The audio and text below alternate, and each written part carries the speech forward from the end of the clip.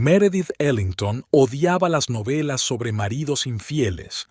En sus 12 años como editora, había rechazado al menos un centenar de manuscritos en los que nobles esposas sufrían por el adulterio, sollozaban sobre sus almohadas y dramatizaban con sus amantes.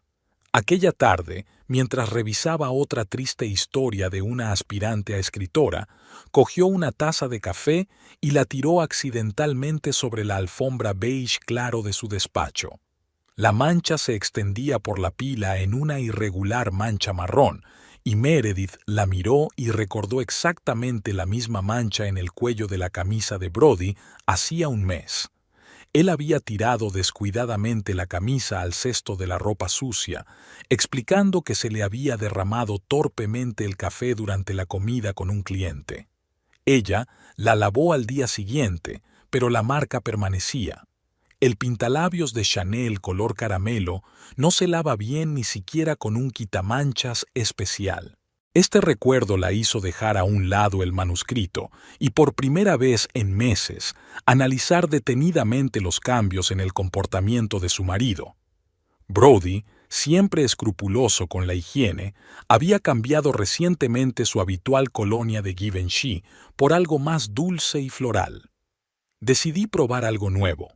Se encogió de hombros en respuesta a su pregunta. Sus camisas olían ahora a una mezcla de este nuevo perfume y otro desconocido. El teléfono vibró. Un mensaje de Brody. Reunión importante con inversores hoy. Llegaré tarde.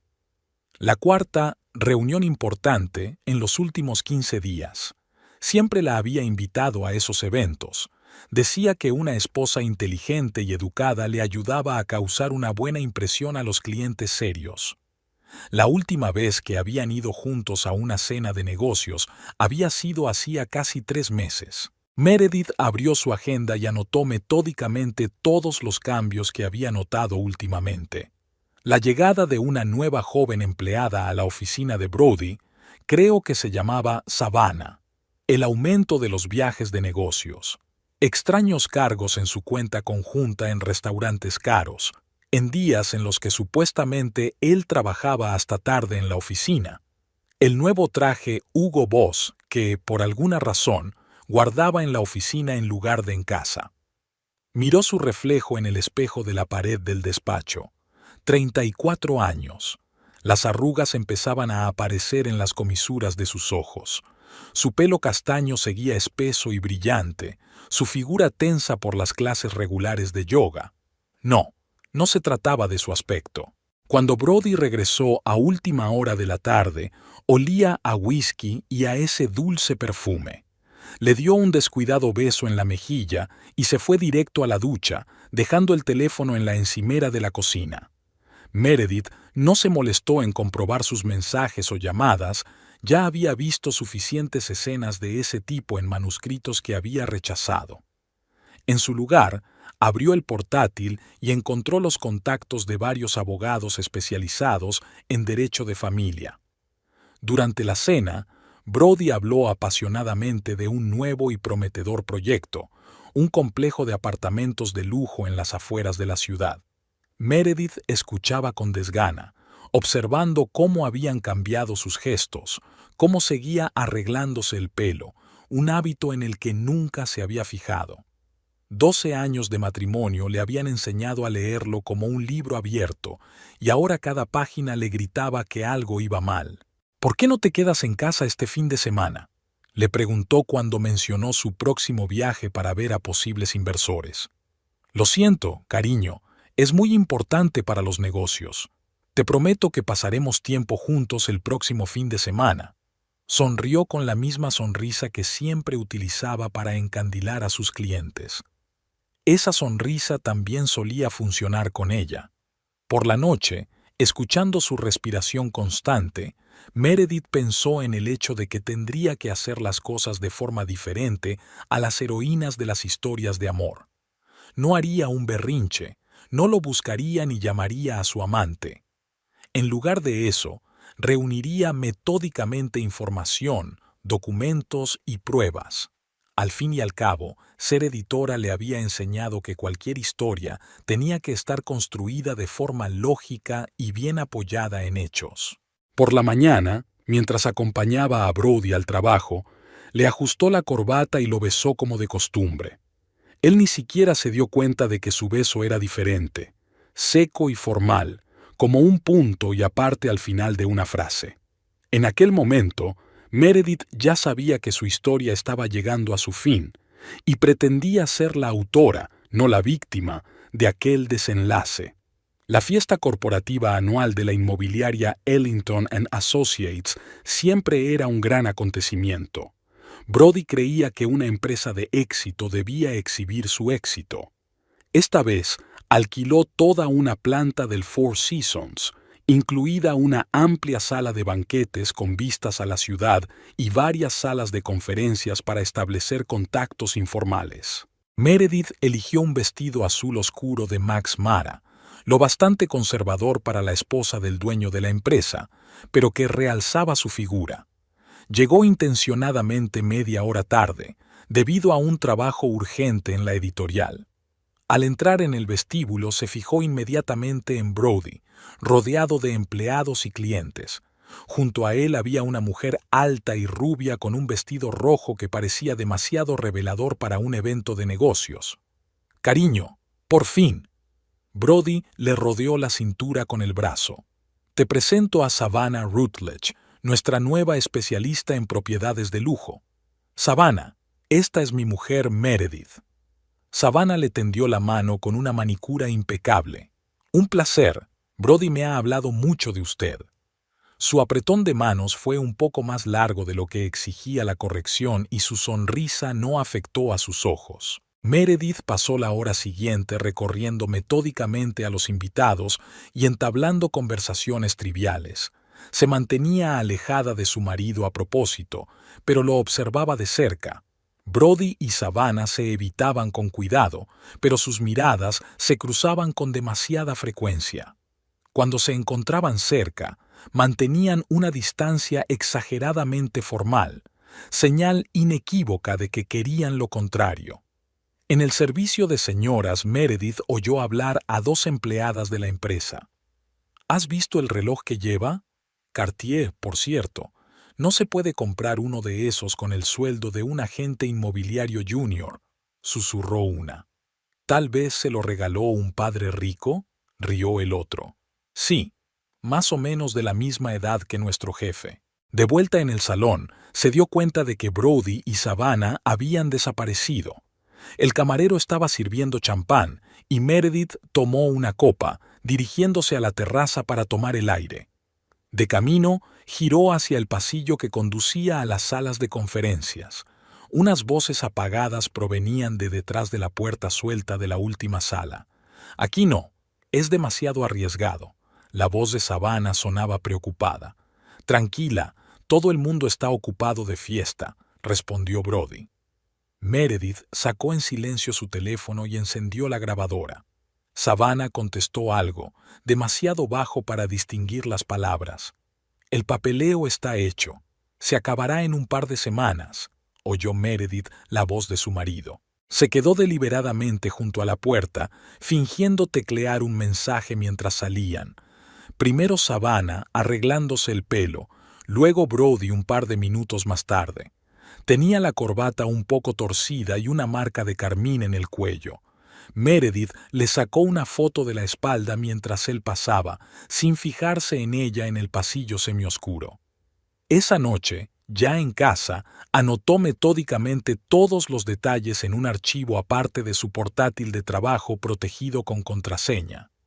El reloj de Savannah, Cartier, modelo Panther, valor aproximado.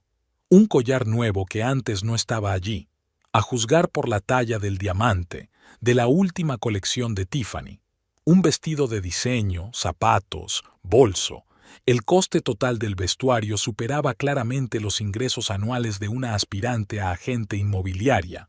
Al día siguiente, alegando una migraña, Meredith no fue a trabajar. Después de esperar a que Brody se fuera, registró minuciosamente su despacho.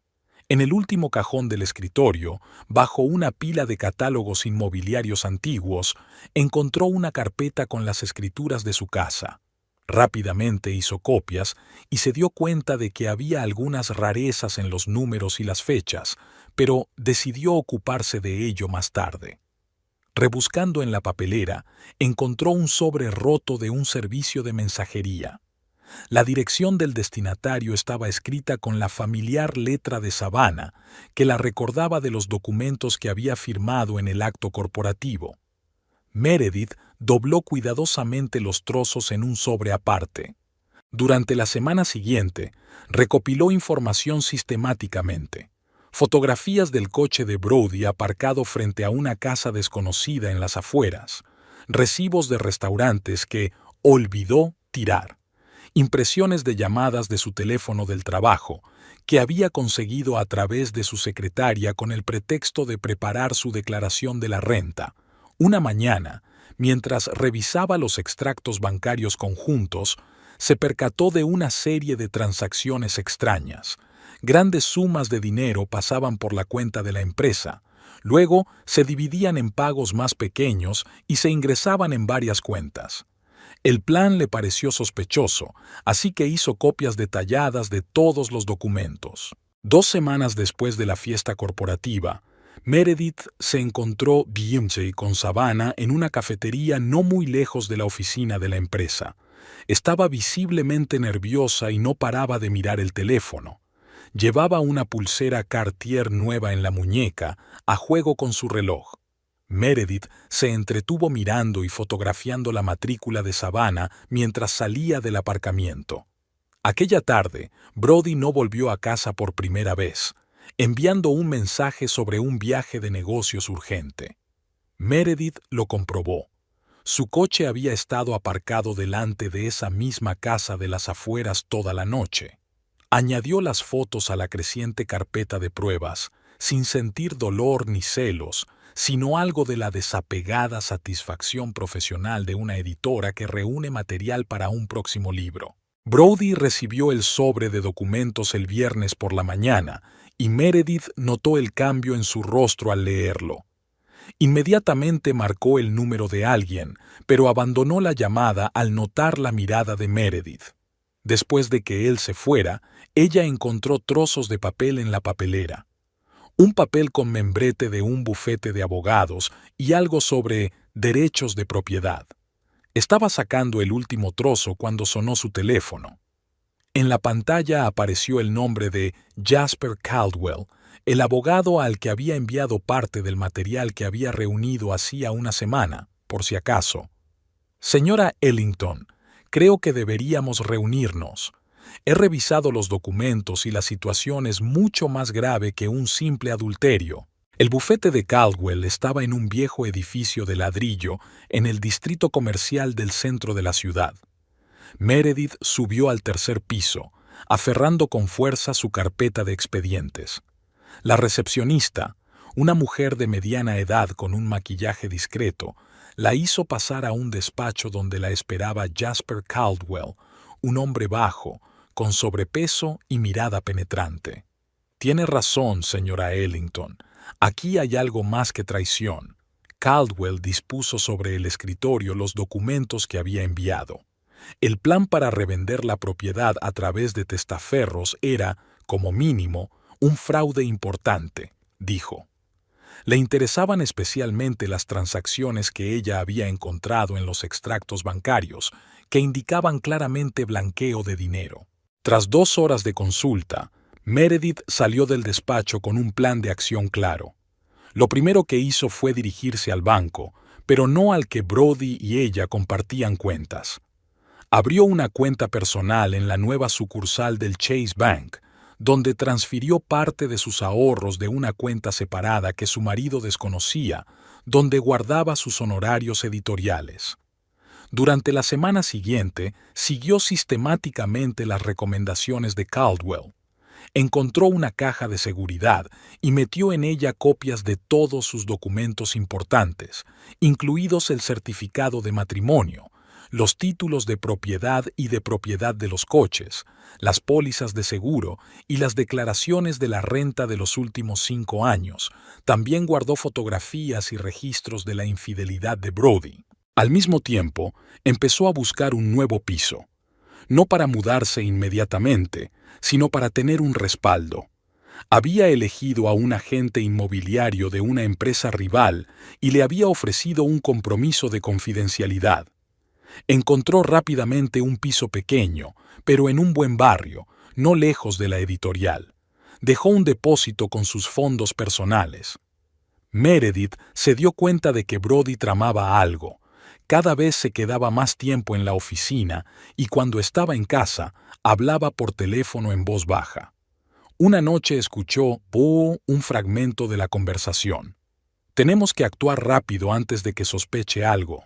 Sí, el papeleo está casi hecho. Al día siguiente se reunió con un asesor financiero recomendado por Caldwell. Este la ayudó a comprender los complejos flujos de caja de la empresa de su marido y le aconsejó sobre los documentos que debía controlar. Prestó especial atención a las empresas fantasma de nueva creación, a través de las cuales se realizaban las transacciones inmobiliarias. Esa noche, Meredith ordenó una inspección exhaustiva de su casa, desde los cimientos hasta el tejado. El inspector encontró varias infracciones graves que, de algún modo, no se habían reflejado en los documentos de compra. Añadió su informe a la creciente pila de pruebas. En la editorial, aceptó nuevos proyectos para aumentar sus ingresos. Su jefe inmediato, que la conocía desde hacía muchos años, se dio cuenta del cambio en su comportamiento, pero con mucho tacto no le hizo preguntas. En lugar de eso, le ofreció un ascenso a redactora jefe, lo que significaba no solo un aumento de sueldo, sino también un horario más flexible. Todas las noches, cuando Brody se iba a su despacho, aparentemente a trabajar, ella revisaba metódicamente todos los documentos, facturas y recibos que le llegaban. Fotografiaba cada papel que tiraba, tabulaba los gastos y los ingresos. Caldwell le aconsejó que anotara también cualquier rareza en el comportamiento de su marido, ya que podría serle útil más adelante. 3 semanas después de su primera reunión con el abogado, encontró un aviso de Hacienda en el correo. Al parecer, Brody se había olvidado de recogerla por las prisas. El documento contenía información sobre una auditoría de varias transacciones inmobiliarias. Meredith hizo inmediatamente una copia y se la envió a Caldwell. Esa misma tarde, se dio cuenta de que Brody había empezado a transferir grandes sumas de sus cuentas conjuntas. Estaba claro que se preparaba para algo grande. Meredith no se molestó en intentar detenerle. Sus ahorros primarios ya estaban a salvo, y estas transacciones no hacían sino aumentar las pruebas a su favor. También empezó a retirar poco a poco sus efectos personales y documentos. Nada obvio. Unas cuantas cajas de libros viejos aparentemente para caridad, ropa de invierno aparentemente para la tintorería, joyas en una caja fuerte del banco con el pretexto de reparaciones domésticas. Brody, absorto en sus negocios y en sus reuniones con Savannah, no se dio cuenta de nada. En la última semana, ella se había dado cuenta de que Brody había empezado a ver más a menudo a algunas personas con trajes caros. Un día, al pasar por delante del despacho de su casa, oyó un fragmento de conversación sobre papeleo limpio y reemisión rápida. Caldwell, a quien informó inmediatamente del asunto, le aconsejó que estuviera preparada para cualquier eventualidad. La víspera de la fatídica llamada, Meredith tuvo una última reunión con su abogado. Todo el papeleo estaba listo, las pruebas reunidas y un plan de contingencia preparado. Se sentía como un general antes de una batalla decisiva. Todas las tropas están desplegadas, todas las posiciones fortificadas, solo queda esperar el primer movimiento del enemigo. Cuando regresó a casa, descubrió que Brody se había vuelto a retrasar. Sobre la mesa de la cocina había un sobre que había olvidado, con el logotipo de su empresa.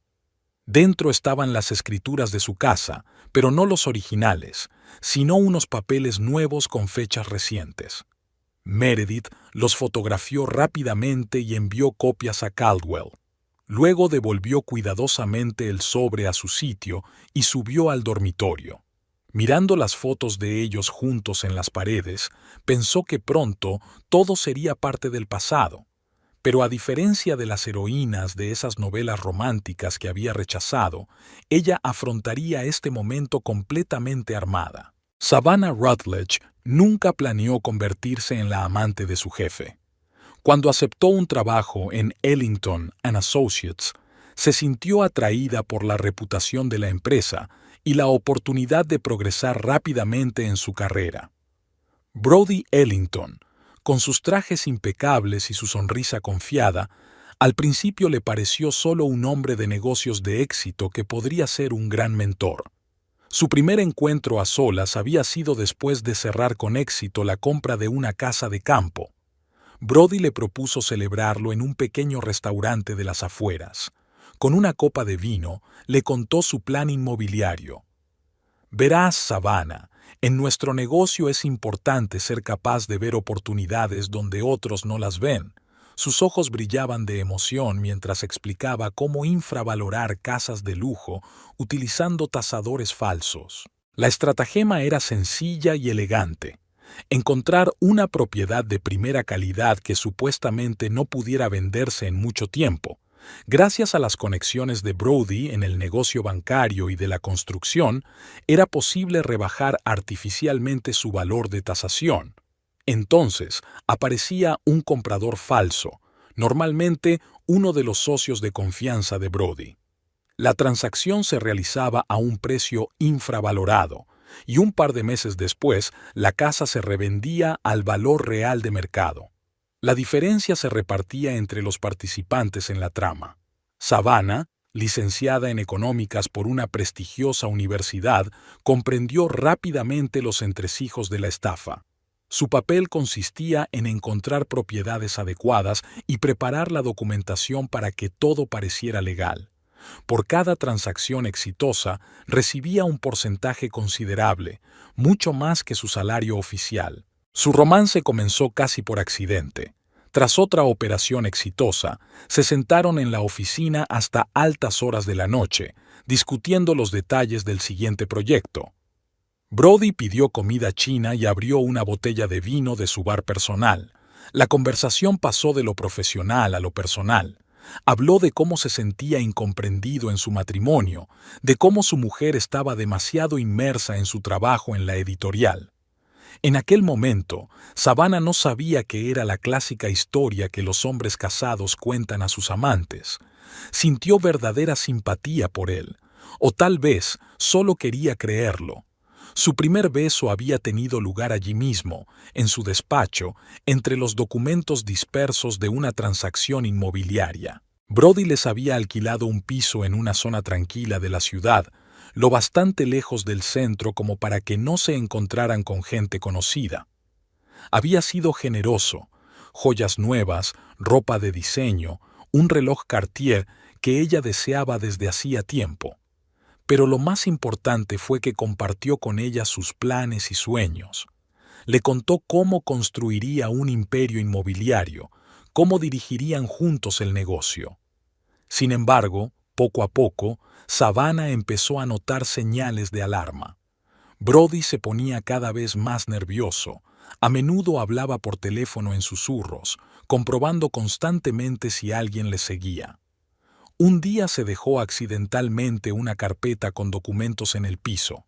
Al revisarlos, Savannah se dio cuenta de que la trama inmobiliaria era mucho más grande y peligrosa de lo que había pensado. Resultó que Brody había utilizado sociedades pantalla no solo para infravalorar la propiedad, sino también para blanquear dinero. Parte del dinero se canalizó a través de cuentas en paraísos fiscales. Otra parte se depositó en las cuentas personales de sus testaferros. En la trama participaban personas influyentes, políticos, banqueros y magnates de la construcción. Estaba especialmente alarmada por las escrituras de la casa donde vivían Brody y su esposa. A juzgar por los papeles, Estaba preparando un complicado plan para retitular la propiedad.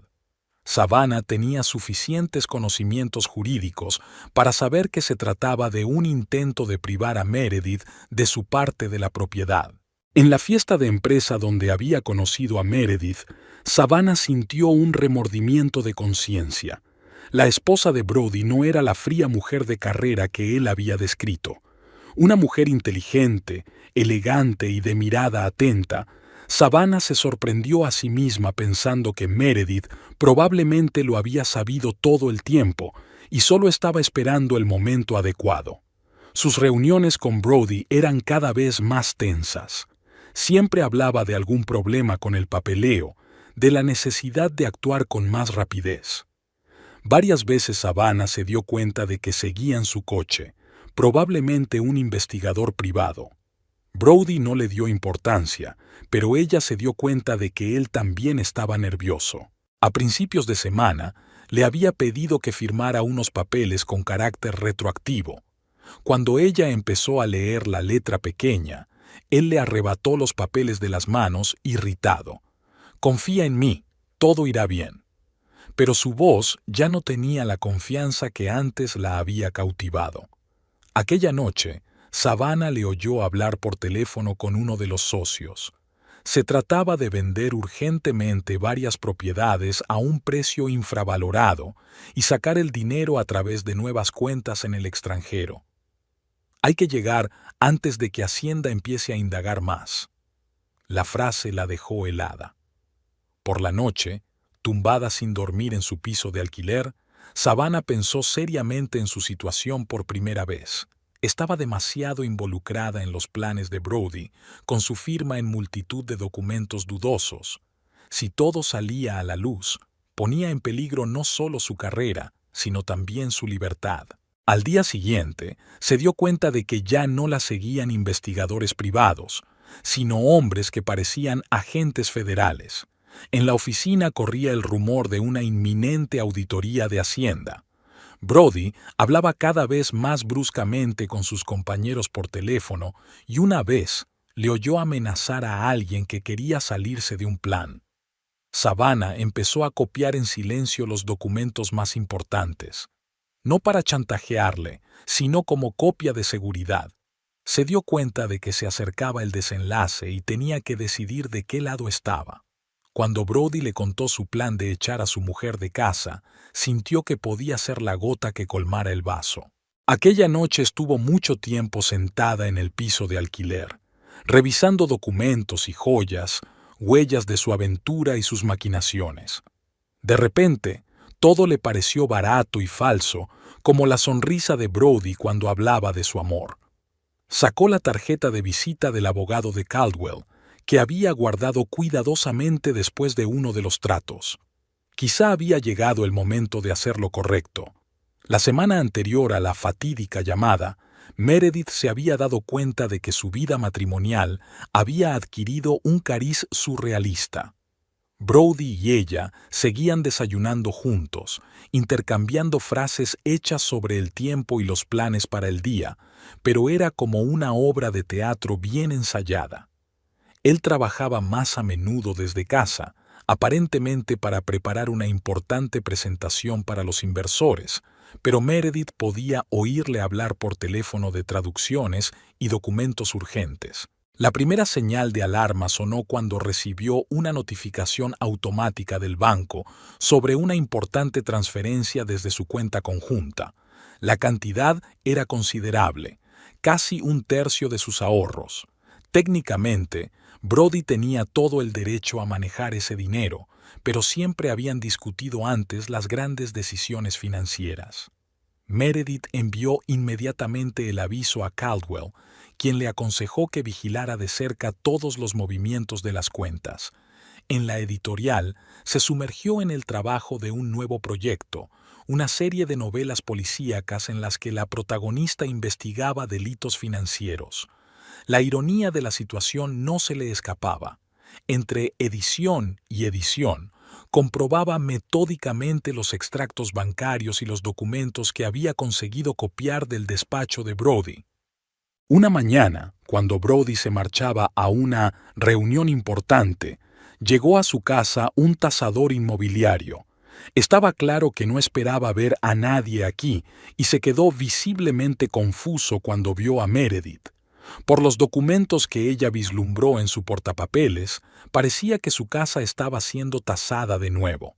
Meredith invitó amablemente al tasador a un café y le preguntó por las tendencias del mercado inmobiliario. Esa misma tarde, encontró en su buzón una carta de Hacienda dirigida a Brody. El sobre ya había sido abierto, y en su interior había un aviso para inspeccionar varias transacciones inmobiliarias. Meredith fotocopió cuidadosamente el documento y lo devolvió a su lugar. Más tarde, oyó a Brody discutir en voz alta con alguien por teléfono en su despacho, mencionando papeleo limpio y dificultades temporales. En su restaurante favorito, al que habían ido todos los viernes durante los últimos 5 años, el maitre miró a Meredith con extrañeza. Más tarde, resultó que Brody reservaba con regularidad una mesa para 2 a la hora de comer, claramente no para reuniones de negocios, a juzgar por los pedidos de vino y postres. Meredith había guardado esos recibos, añadiéndolos a su creciente colección de pruebas. 3 días antes de la llamada, habían ocurrido varias cosas a la vez. En primer lugar, había desaparecido otra gran suma de dinero de la cuenta, esta vez transferida a una empresa de construcción. En segundo lugar, el agente de la familia llamó para aclarar los detalles de la venta de parte de su inversión conjunta. La orden partió de Brody sin la habitual discusión previa. En tercer lugar, otro tasador se presentó en la casa, esta vez con un joven abogado. Meredith siguió con su comportamiento habitual. Preparó el desayuno, se interesó por los asuntos laborales de su marido, habló de sus proyectos en la editorial. Brody parecía satisfecho con su comportamiento habitual. Incluso se mostró más atento. Le llevó sus peonías favoritas, le propuso cenar juntos el fin de semana. Pero sus ojos delataban la tensión y las conversaciones telefónicas eran cada vez más tensas. En los últimos días antes de la llamada, Meredith se dio cuenta de que Brody había empezado a traer a casa unas cajas de papeles. Por la noche, mientras él dormía, ella revisaba cuidadosamente su contenido. Entre los papeles de negocios habituales había las escrituras de su casa con algunas modificaciones, varios contratos con empresas desconocidas y un extraño acuerdo de donación que aún no se había firmado. Le alarmó especialmente una carpeta con documentos para un piso nuevo en un barrio lujoso de la ciudad. A juzgar por el borrador del contrato, Brody iba a comprarlo con una empresa fantasma. El precio estaba notablemente subestimado, aunque incluso a ese precio, el piso valía más de lo que él podía permitirse legalmente con sus ingresos empresariales. La víspera de la llamada, Brody y él apenas habían hablado. Él había estado inmerso en algún tipo de cálculo, consultando constantemente con abogados por teléfono. Meredith se dio cuenta de que había revisado varias veces unos papeles de su casa, frunció el ceño y volvió a llamar a alguien. Por la noche, permaneció largo rato junto a la ventana de su despacho, contemplando la puesta de sol y retorciendo el teléfono entre las manos. Esa última noche, Meredith apenas durmió. Estaba tumbada mirando al techo de su dormitorio y pensaba en lo extraña que era la vida. 12 años de matrimonio a punto de desmoronarse por el capricho de unas cuantas transacciones bancarias y documentos legales. A su lado, Brody dormía plácidamente, sin saber que su plan cuidadosamente planeado hacía tiempo que era conocido y estaba documentado. Por la mañana, se marchó antes de lo habitual, sin siquiera un café. Meredith reunió metódicamente los últimos papeles, comprobó el saldo de su cuenta secreta y envió otro informe a Caldwell.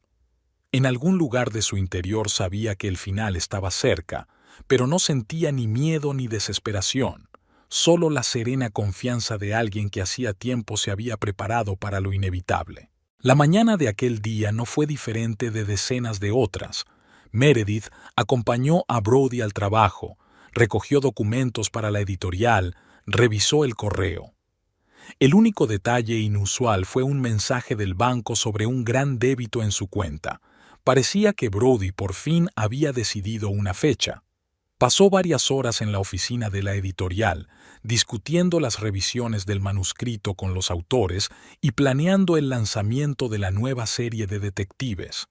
Su ayudante Carol le comentó que miraba el teléfono con demasiada frecuencia, pero Meredith le quitó importancia diciéndole que estaba esperando una llamada importante de un autor. La llamada se produjo a las 2 de la tarde. Brody ni siquiera intentó iniciar la conversación desde lejos. «Te he desahuciado de la casa. No hace falta que vengas. Todo el papeleo ya está hecho». Su voz sonaba segura de sí misma, con un toque de triunfo. Estaba claro que esperaba histeria o súplicas. En lugar de eso, Meredith preguntó con calma, «¿Eso es todo lo que tenías que decir?» Hubo una pausa y Brody añadió algo sobre cosas que podría retomar más tarde, pero ella ya había pulsado desconectar. La siguiente llamada fue a Caldwell. El abogado contestó tras el primer pitido. Parecía que también había estado esperando ese momento. Tras escuchar un breve relato de la conversación, le confirmó que los papeles del juicio estaban listos y le aconsejó que procediera según un plan preestablecido. Su madre, Olivia Prescott, vivía a media hora de la ciudad. Una mujer que había criado sola a 3 hijos tras la temprana muerte de su marido y construido un próspero negocio de jardinería, sabía de primera mano lo que eran los tiempos difíciles. Meredith aparcó frente a la ordenada casa de 2 plantas empapada de flores. Olivia llevaba en la sangre la pasión por la jardinería. Su madre la recibió en la puerta con su habitual sonrisa sagaz. La acompañó a la cocina y puso la tetera. Solo cuando estuvieron sentadas a la mesa con tazas de té de hierbas, dijo en voz baja, «Entonces ha llegado el día. Así que ha llegado el día». Meredith asintió. Ambas sabían que ese momento llegaría tarde o temprano. En los últimos meses, Olivia había sido la única persona, aparte de Caldwell, al corriente del plan de Meredith. No solo había apoyado moralmente a su hija, sino que había ayudado a reunir algunas pruebas a través de sus clientes de la alta sociedad. Era increíble la cantidad de chismes que uno podía escuchar mientras recogía rosas para el jardín de otra persona. ¿De verdad cree que puede echarte a la calle así como así? Olivia negó con la cabeza, sirviendo una segunda tanda de té en sus tazas. Meredith le mostró el mensaje de Caldwell. El abogado ya había iniciado el proceso de presentación judicial. «Sabes», dijo Olivia pensativa, «tu padre siempre decía que las batallas más importantes se ganan incluso antes de empezar». Pasaron el resto de la tarde discutiendo los detalles del próximo juicio. Olivia insistió en que su hija se quedara con ella. El dormitorio de Meredith seguía intacto y la mayoría de sus pertenencias ya habían sido trasladadas allí. Por la noche, llegó otro mensaje de Brody, menos seguro de sí mismo, exigiendo una explicación de por qué no contestaba al teléfono. Meredith se limitó a reenviárselo a Caldwell, añadiéndolo a su creciente colección de pruebas. Su móvil seguía vibrando con mensajes entrantes.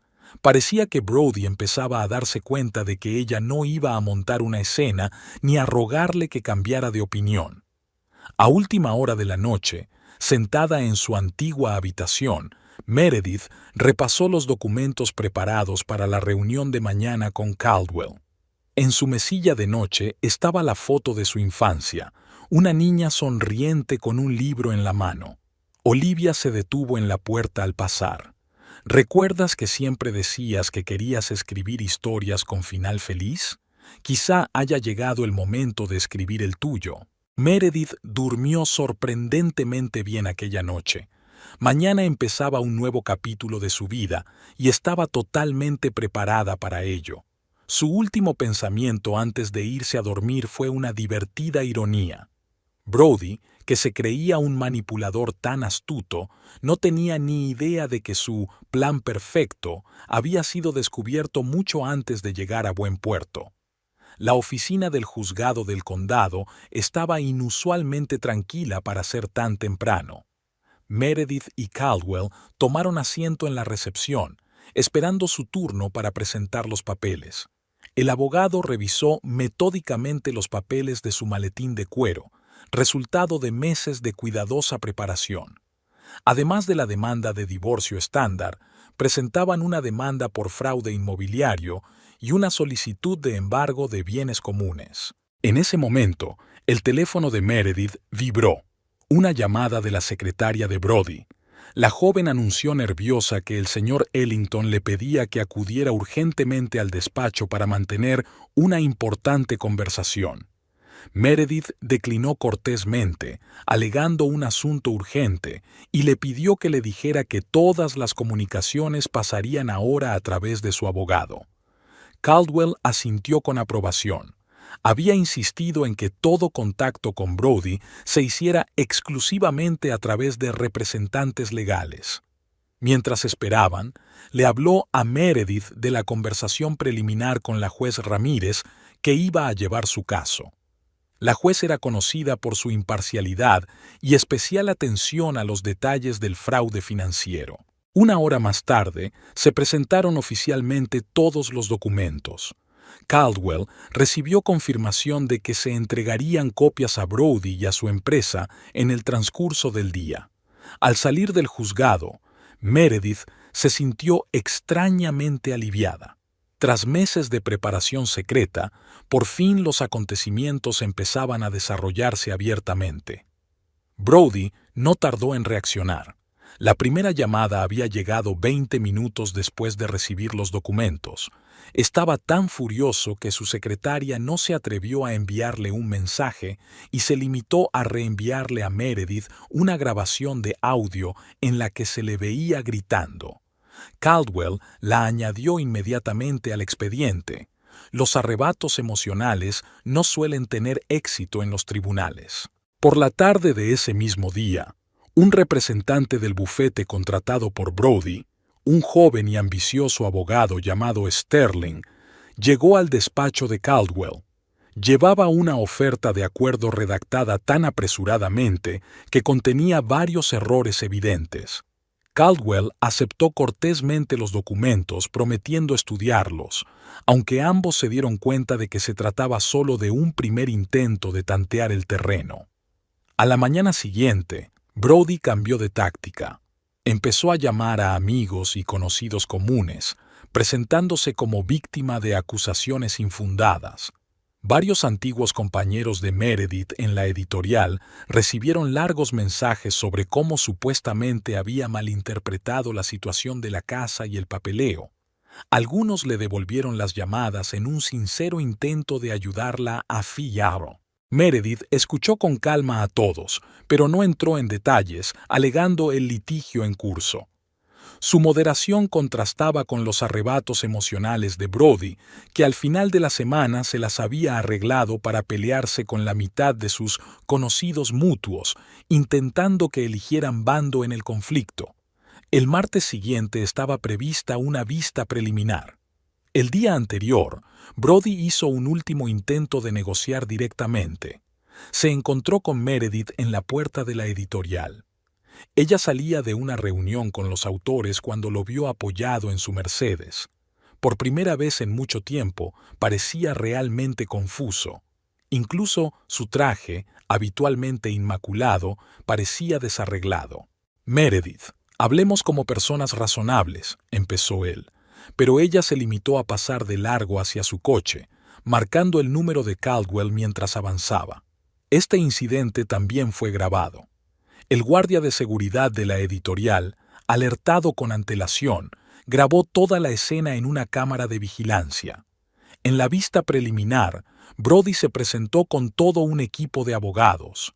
Intentaron impugnar todos los documentos presentados, pero era obvio que no habían tenido tiempo de prepararse adecuadamente.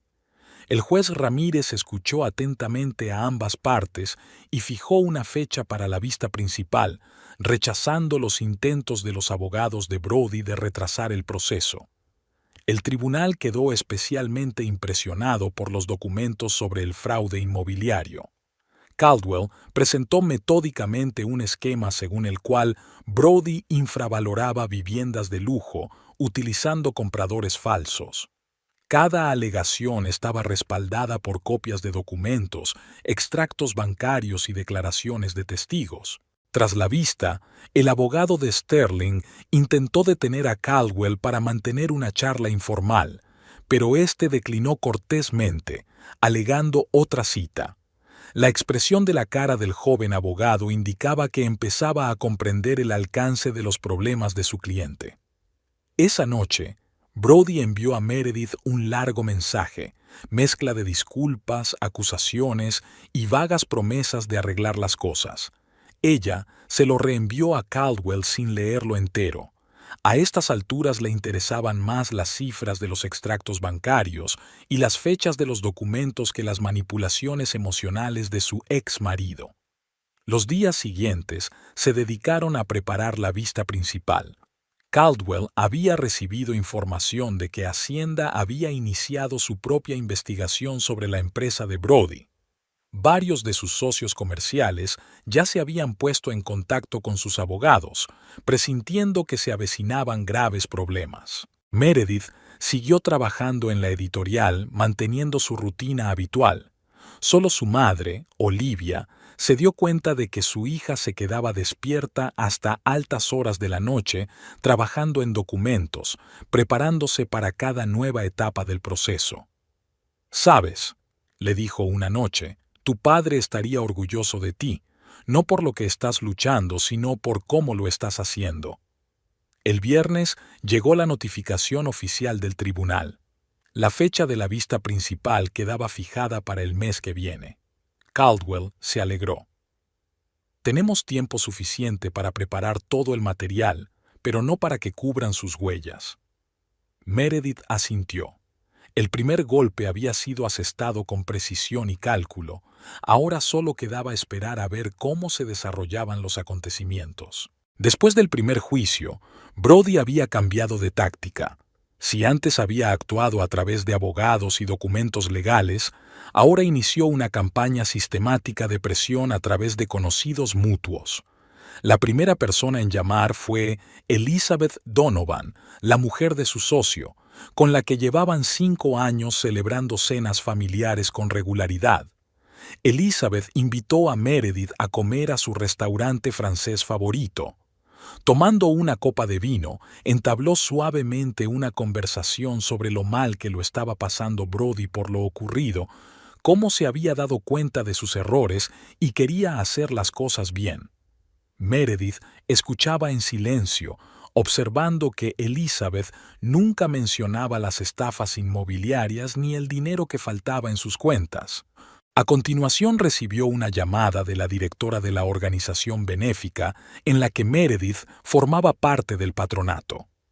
Margaret Huntington, que normalmente solo se preocupaba de ayudar a los hospitales infantiles, de repente estaba deseosa de hablar de la vida personal de Meredith.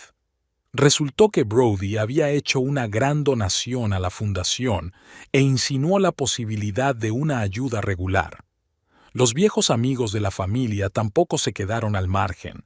Los Greenwood invitaron a Meredith a un brunch dominical, donde, entre discusiones sobre el tiempo y la política, intentaron convencerla de que cualquier matrimonio podía salvarse con la suficiente paciencia y comprensión.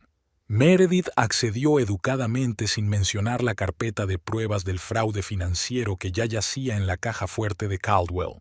Brody actuó metódicamente, utilizando todos los canales de influencia disponibles. Envió flores a la editorial, enormes ramos que hicieron las delicias de su ayudante Carol, inconsciente de la manipulación que había detrás. Las flores iban acompañadas de notas de disculpa y peticiones de reunión, que Meredith guardó cuidadosamente en una carpeta aparte. Podrían ser útiles en el juicio. Un movimiento especialmente sofisticado fue la aparición de su madre, Virginia Ellington, en el club de lectura al que Meredith asistía todos los jueves. Virginia, que nunca antes había mostrado interés por la literatura moderna, decidió de repente hablar de la última novela de Donna Tartt. La conversación, que comenzó con metáforas de libros, fluyó sin problemas hacia el tema del perdón y los valores familiares. En el despacho de Caldwell, cada vez aparecían más ofertas de acuerdo. Cada una era más generosa que la anterior. Brody intentaba claramente resolver el problema con dinero. Sin embargo, aún no se mencionaban sus estafas inmobiliarias ni sus sospechosas transacciones bancarias. Paralelamente a los intentos de reconciliación, Brody empezó a difundir una versión alternativa de los hechos. En los círculos empresariales aparecieron rumores de que Meredith había provocado ella misma el conflicto, exigiendo demasiada atención y recursos para sus proyectos editoriales. Algunos Bainbo insinuaron que estaba utilizando el pleito para impulsar su carrera. El colofón fue la visita de Savannah Rutledge a la editorial. Se presentó sin avisar, perfectamente vestida y claramente nerviosa. Pidió 5 minutos de conversación y empezó a explicar confusamente que las cosas no eran en absoluto lo que parecían, que Brody quería de verdad a Meredith y estaba dispuesto a arreglar las cosas. Meredith escuchó con calma, observando para sus adentros cómo el flamante reloj Cartier en la muñeca de Savannah contrastaba con sus palabras de intenciones desinteresadas. Esa tarde Olivia llamó. Resultó que los intentos de Brody por arreglar las relaciones también habían llegado a ella. Le había enviado bulbos raros para su jardín y una carta llena de cálidos recuerdos de las vacaciones familiares. Olivia solo se rió del intento. Es curioso que recuerde todas las variedades de mis tulipanes favoritos, pero se haya olvidado de las declaraciones de la renta que descubrimos. Caldwell aconsejó a Meredith que registrara todos los intentos de contacto. Todas las llamadas, mensajes, reuniones sorpresa y regalos fueron documentados y añadidos al expediente. El abogado explicó que esa presión persistente a través de terceros podía ser considerada por el tribunal como una forma de acoso. En algún momento, Brody se dio cuenta de que su táctica no funcionaba. El tono de sus mensajes cambió. Ahora amenazaba con revelar algunos detalles comprometedores sobre el trabajo del editor. Meredith reenvió los mensajes a Caldwell, que se limitó a negar con la cabeza. Es un error clásico. Pasar de la manipulación a la amenaza directa suele significar que la persona pierde el control de la situación. Al cabo de un mes de esta campaña de reconciliación, Meredith se dio cuenta de que el círculo de Bowles empezaba a diluirse. Quizá estaban cansados del ingrato papel de mediadores, o quizá les habían llegado rumores de una inminente investigación de Hacienda. Incluso Elizabeth Donovan evitó cuidadosamente el tema del divorcio la siguiente vez que se vieron, prefiriendo hablar del nuevo menú de su restaurante favorito. Brody hizo un nuevo intento, presentándose en casa de Olivia a altas horas de la noche, claramente achispado, con otro ramo de flores y una disculpa incoherente. Olivia no abrió la puerta, pero encendió el circuito cerrado de televisión que Caldwell tuvo el placer de añadir al expediente al día siguiente. El día en que los planes de Brody empezaron a desmoronarse, comenzó con una llamada telefónica. Savannah estaba sentada en su despacho, revisando otra serie de documentos para la venta de una mansión en las afueras, cuando sonó su teléfono, el número de Hacienda. Señorita Rutledge, necesitamos aclarar algunos detalles sobre las transacciones de Ellington & Associates. La voz del agente sonaba enfáticamente oficial. Pasó la siguiente media hora respondiendo a preguntas sobre procedimientos de valoración de propiedades y pautas de venta. Cada respuesta le resultaba más y más difícil. Sentía físicamente cómo se le tensaba la cuerda. Después de la llamada, Savannah sacó sus notas y empezó a revisar metódicamente todas las transacciones en las que había participado. Los números no cuadraban de forma catastrófica. Recordó a Brody explicándole el plan. «Mira, es una simple optimización. dijo entonces, inclinándose sobre su escritorio. Ayudamos a los clientes a ahorrar en impuestos. Todo el mundo lo hace. Pero la diferencia de valoración es casi el doble, observó ella. Por eso nuestros clientes nos aprecian tanto. Le guiñó un ojo y le besó la mejilla. Mirando ahora los papeles, se dio cuenta de que había participado en un fraude descarado. Llamaron a la puerta. Era Linda, la secretaria de Brody. Tenemos un problema. La gente de Hacienda está aquí con una orden. Quieren ver toda la documentación de los últimos 3 años. En la oficina cundió el pánico. Los empleados rebuscaban frenéticamente en las carpetas. Alguien intentaba llamar a Brody. Savannah se sentó en su escritorio sintiéndose extrañamente entumecida. A través de la mampara de cristal, pudo ver a 2 hombres con trajes estrictos que revisaban metódicamente los archivos de la oficina principal. ¿Qué vamos a hacer? Linda se frotó nerviosamente el borde de la blusa. Lo que deberíamos haber hecho hace mucho tiempo. Decir la verdad. Savannah sacó de su bolso la tarjeta de visita del abogado Caldwell. En la sala de conferencias de la empresa, los agentes de Hacienda estaban exponiendo los documentos de las transacciones. El patrón era claro: infravaloración sistemática de inmuebles de lujo, compradores ficticios, contabilidad por partida doble. Uno de los agentes se dirigió a Savannah.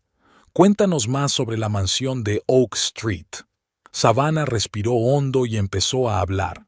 Lo contó todo.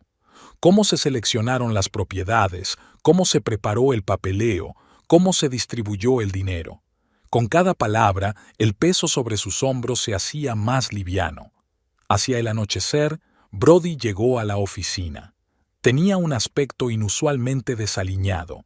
¿Qué demonios está pasando aquí? ¿Quién les ha autorizado a mirar los archivos? Tienen una orden judicial, Brody, respondió Savannah en voz baja. Me importa un bledo su orden. ¿No te das cuenta de en qué nos estás metiendo? No, tú eres el que no lo entiende. Ya he declarado. Su cara cambió. No podías... Podía y lo hice. No voy a ir a la cárcel por tus maquinaciones. Aquella tarde, Savannah permaneció sentada en el despacho vacío durante largo rato, contemplando las luces de la ciudad. Sobre el escritorio había un reloj Cartier, regalo de Brody tras el primer gran negocio.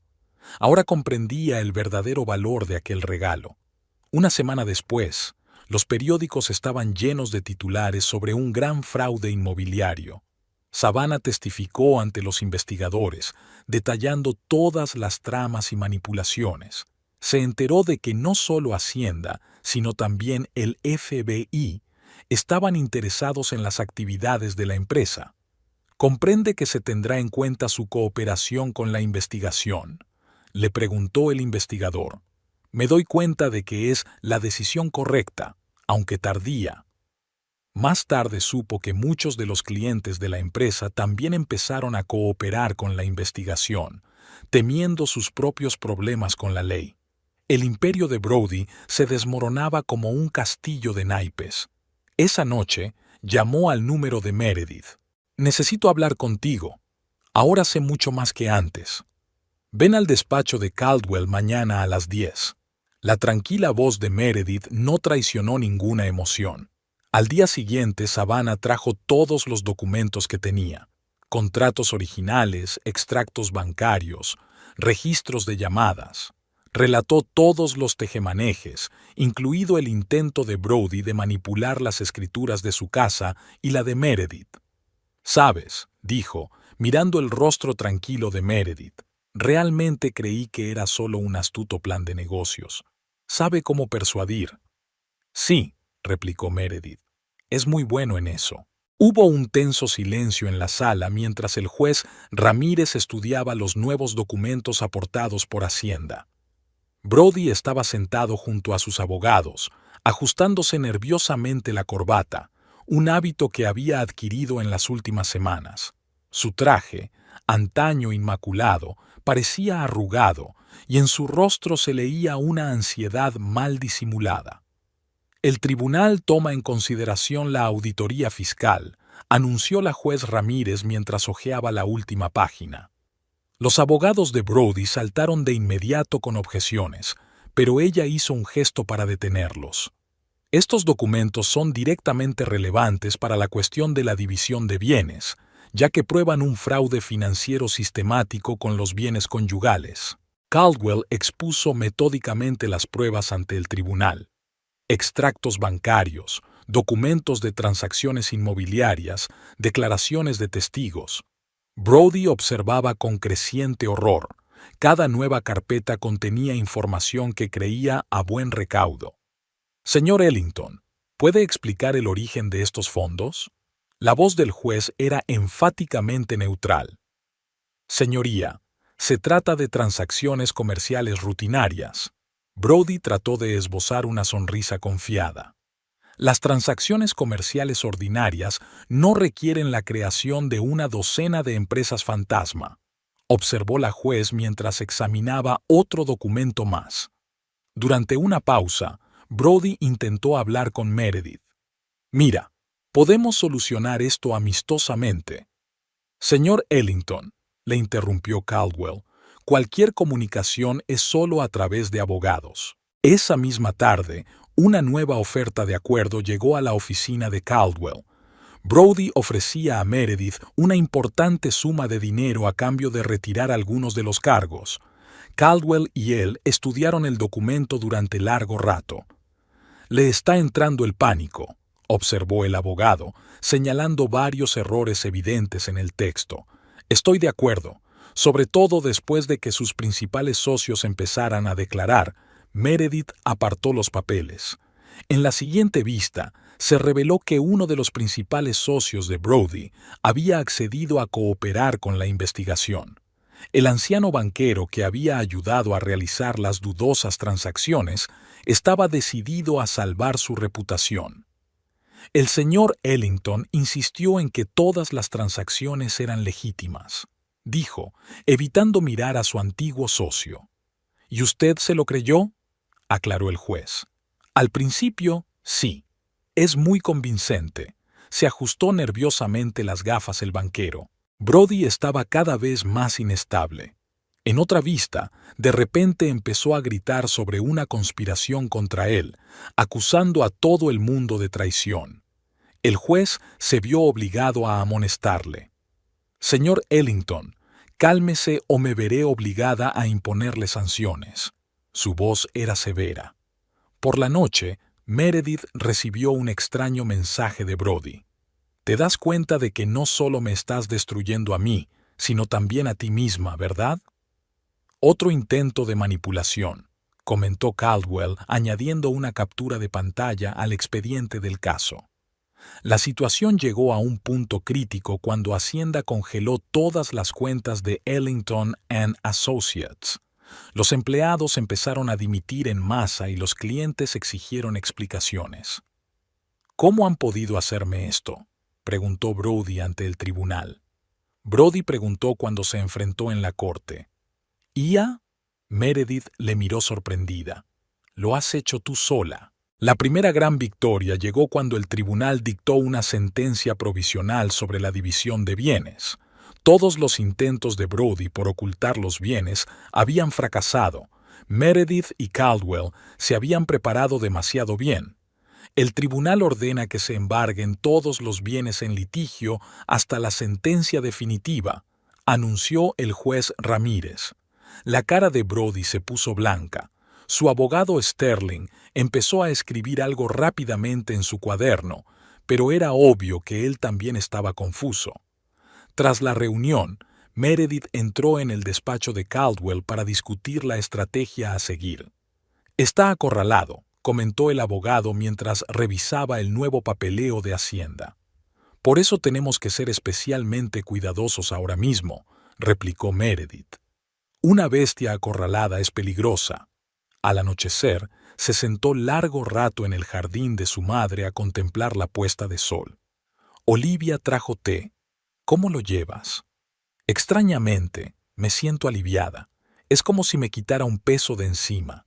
Al día siguiente llegó la noticia de que varios clientes importantes habían presentado demandas contra la empresa de Brody. Su imperio se desmoronaba ante sus ojos y ya no podía controlarlo. Meredith, llamó Caldwell, tenemos nuevos documentos. Parece que hemos encontrado otra empresa fantasma. Envíalo a la corte, respondió ella. Es hora de cerrar esta historia. La mañana comenzó para Savannah con la comprensión de lo inevitable. Mirando la citación que tenía sobre la mesa, por fin tomó la decisión que había estado posponiendo durante las últimas semanas. Tras una llamada al despacho de Caldwell, los acontecimientos empezaron a sucederse con rapidez. Una hora más tarde ya estaba sentada en el amplio despacho mirando las ordenadas pilas de documentos. «Te lo contaré todo». Su voz sonaba más tranquila de lo que ella esperaba. «Pero necesito garantías». Caldwell asintió comprensivo. «Su cooperación será tenida en cuenta. Empezamos por el principio». Durante las 3 horas siguientes, Savannah describió metódicamente todos los planes de Brody, explicando los detalles de cada transacción. Sacó de su bolso un pendrive con copias de los documentos que había guardado cuidadosamente. ¿Sabes cuándo supe que algo iba mal? Miró a Meredith, que estaba sentada en un rincón del despacho, cuando empezó a confundirse con sus propias mentiras. Cada vez, la historia cambiaba un poco.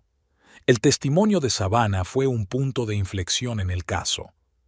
En el siguiente juicio, el fiscal presentó un esquema detallado de las maquinaciones, respaldado por su testimonio. Brody se quedó con cara de piedra mientras su antigua amante describía cada transacción falsa. El señor Ellington afirmó que era una práctica estándar de optimización, dijo Savannah. Pero ahora me doy cuenta de que estaba participando en un fraude. Tras su declaración, varios socios clave de Brody también decidieron cooperar con la investigación. El imperio que había pasado años construyendo se desmoronó como un castillo de naipes. Las acciones de su empresa cayeron en picado y los clientes cancelaron los contratos en masa. Entre sesión y sesión, Brody intentaba hablar con Savannah. ¿Te das cuenta de que me has traicionado? ¿Después de todo lo que he hecho por ti? No, Brody. Se quitó el reloj Cartier y lo dejó sobre la mesa. Eres tú quien ha traicionado a todo el mundo, incluido a ti mismo. El juez Ramírez escrutó cada nuevo documento. Prestó especial atención al plan mediante el cual Brody había intentado manipular la propiedad de la casa en la que vivía con Meredith. El tribunal tiene pruebas abrumadoras de fraude sistemático. Su voz era firme. Considerando todas las circunstancias, la sentencia del tribunal fue inequívoca. Plena satisfacción de la reclamación de Meredith, un reparto justo de la propiedad, teniendo en cuenta todas las circunstancias que habían salido a la luz.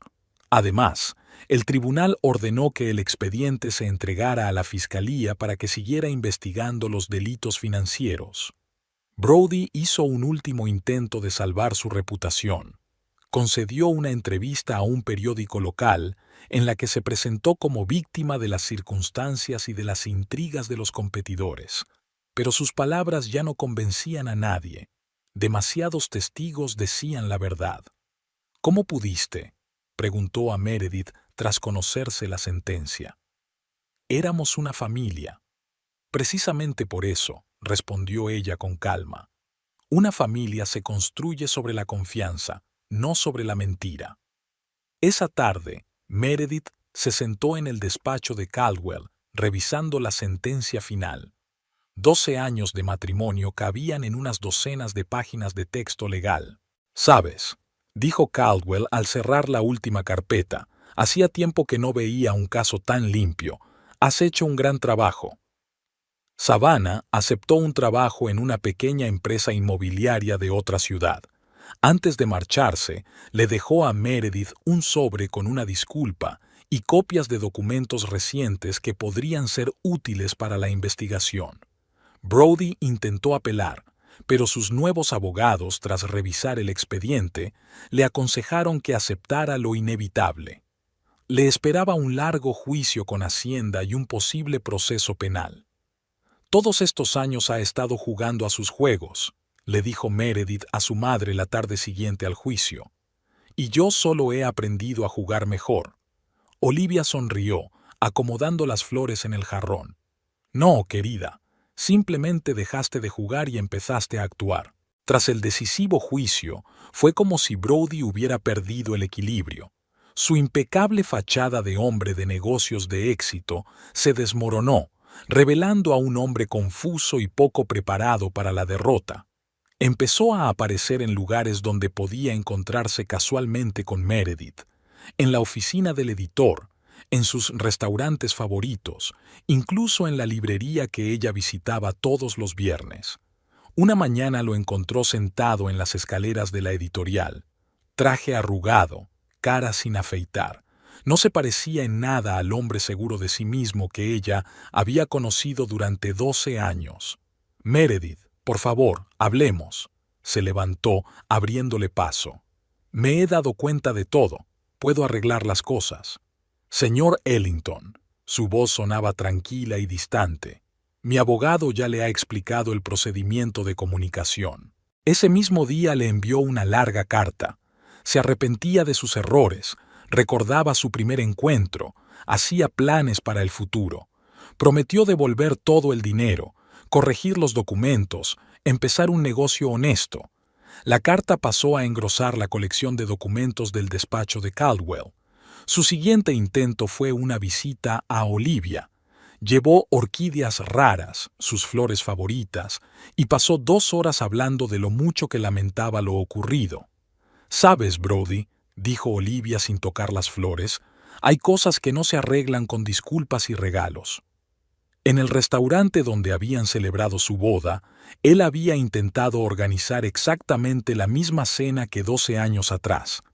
Pidió los mismos platos, el mismo vino, incluso pidió a los músicos que tocaran su canción. Meredith se enteró por el maitre, que la llamó para aclarar su presencia. Ella declinó cortésmente.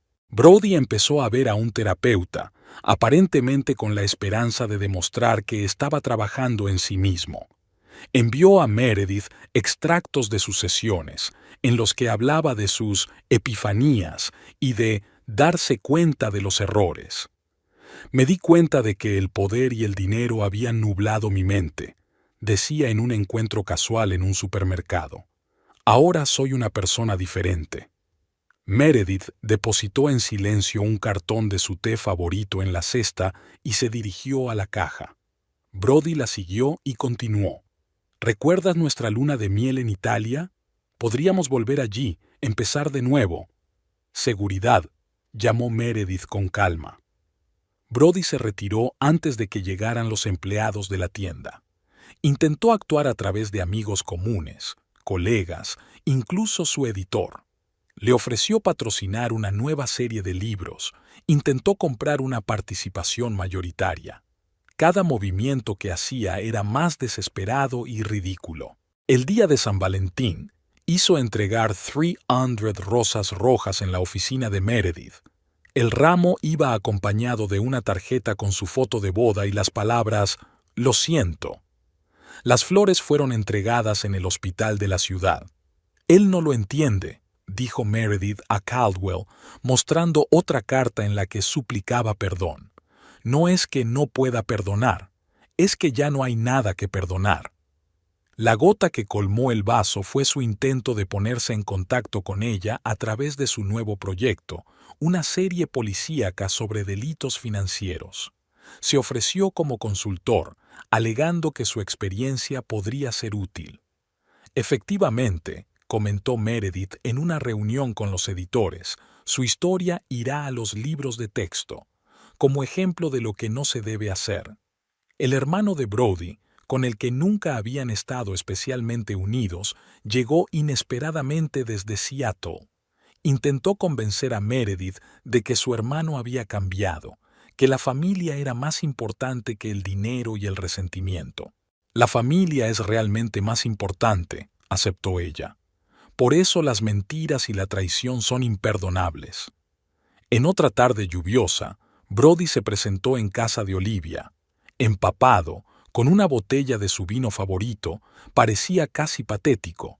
«Todavía te quiero», le temblaba la voz. «Eso no significa nada». Meredith lo miró a través de la ventana, recordando al hombre con el que se había casado hacía 12 años. Ese Brody ya no existía, o tal vez nunca lo había hecho. «Solo significa que por fin dices la verdad», respondió a través de la puerta cerrada. «Lástima que sea demasiado tarde». La primavera no solo trajo los cerezos en flor a la ciudad, sino también un cambio largamente esperado. Meredith se había mudado a un piso nuevo en el casco antiguo de la ciudad, espacioso, con grandes ventanales y estanterías empotradas.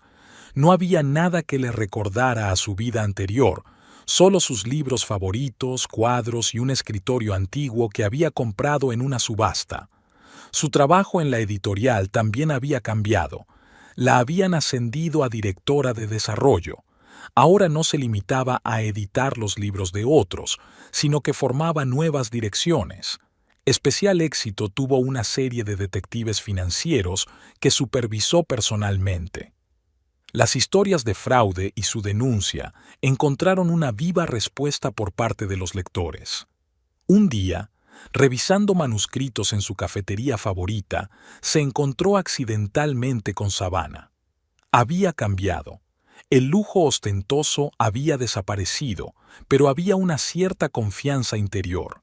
«Ahora trabajo para una pequeña agencia inmobiliaria», le dijo Savannah mientras se sentaba a la mesa.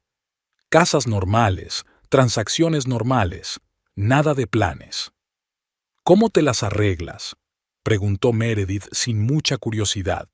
«Aprendiendo a vivir honestamente. Resulta que no es tan difícil como parecía». Hablaron un poco más, del trabajo, de la ciudad, del tiempo.